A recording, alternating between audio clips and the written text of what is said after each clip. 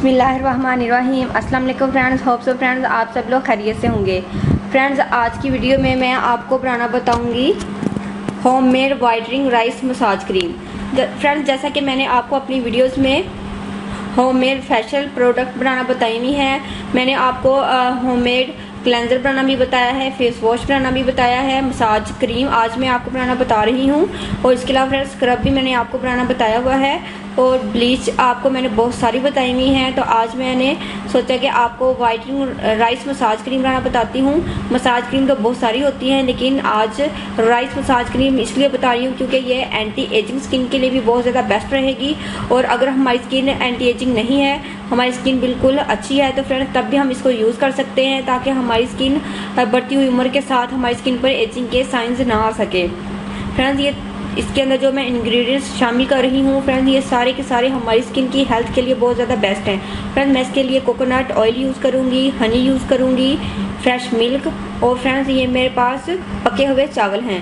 Friends आपने चावलों को या तो दूध में पका लेना है या फिर आपने चावलों को बॉईल करना है, फिर उसका आपने अच्छे से पेस्ट बना लेना है। तकरीबन 2 टेबलस्पून चावल को आप 1 गिलास पानी में कुक कर लीजिए, फिर उनको अच्छे से ब्लेंड कर लीजिए तो आपके पास ऐसा पेस्ट आ जाएगा। फ्रेंड्स इसके अंदर मैं सबसे पहले तो मैं शामिल करूँगी 1 टेबलस्पून मिल्क। तकरीबन मेरे पास ये 5 टेबलस्पून राइस का पेस्ट है और इसके अंदर 1 टेबलस्पून मैंने फ्रेश मिल्क ऐड कर दिया है। फ्रेंड्स अगर आप इसमें कच्चा दूध शामिल करें, अगर आपको फ्रेंड्स फ़ौरन यूज़ करना है तो आप इन चावलों को बनाकर रख लें और जब आपने यूज़ करना हो तो आप इसके अंदर कच्चा दूध या बकरी का कच्चा दूध अभी आप इसके अंदर शामिल कर सकते हैं। अगर आप इसको बनाकर रखना चाहते हैं तो आप इस क्रीम को बनाकर रखना चाहते हैं जैसा कि मैं बना रही हूँ, तो आप इसके अंदर ये बॉयल ठंडा दूध 1 टेबलस्पून शामिल करना है और हनी 1/2 टीस्पून और कोकोनट ऑयल आपने 1/2 टीस्पून या 1 टीस्पून आपने ऐड करना है। अगर आप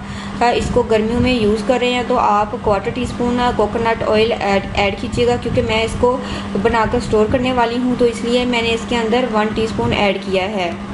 अगर आप इसके अंदर विटामिन ई भी शामिल कर लें तो वो प्रेजर्वेटिव का काम करेगा, लेकिन कोकोनट ऑयल भी इस क्रीम को जल्दी ख़राब होने नहीं देगा, तो इसलिए मैंने इसके अंदर शामिल किया है। अगर आप इसको फ्रेश बनाना चाहते हैं तो आप कोकोनट ऑयल ना भी शामिल करें तब भी बात बन जाएगी।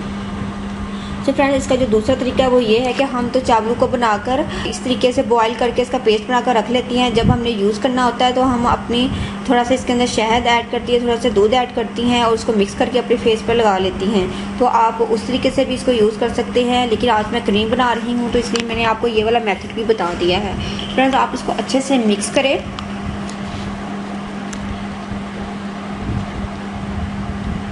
फ्रेंड्स और देखिए फ्रेंड्स मैंने इसको अच्छे से मिक्स कर लिया है। तो फ्रेंड्स देखिए हमारी क्रीम रेडी है, इसको मैंने एयर टाइट जार में डालकर रख लिया है।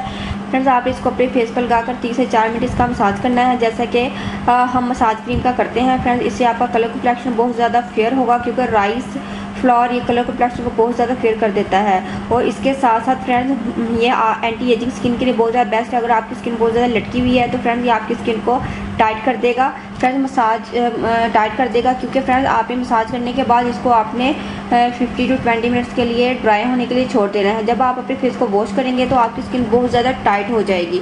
Laugh line, wrinkles, fine lines, चेहरे की तमाम झुर्रियाँ ख़त्म होंगी, कलर कॉम्प्लेक्शन बहुत ज़्यादा फेयर हो जाएगी। इसके साथ फ्रेंड्स अगर आपकी स्किन एक्नी प्रोन है तो ये एक्नी को निकलने से भी रोकेगा, क्योंकि ये आपके पोर्स को क्लोज कर देगा।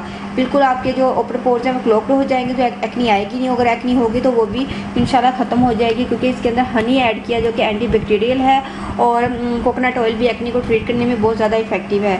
सो फ्रेंड्स आप इसको बनाकर ईजिली 5 to 7 डेज़ के लिए फ्रिज में स्टोर कर सकते हैं। होप सो फ्रेंड्स आपको मेरी ये रेमेडी ज़रूर पसंद आएगी। आपने मेरी इस वीडियो को ज़रूर अपनी फैमिली और फ्रेंड्स में शेयर करना है और आपने इसको बनाकर ज़रूर ट्राई करना है, मुझे फीडबैक भी देना है।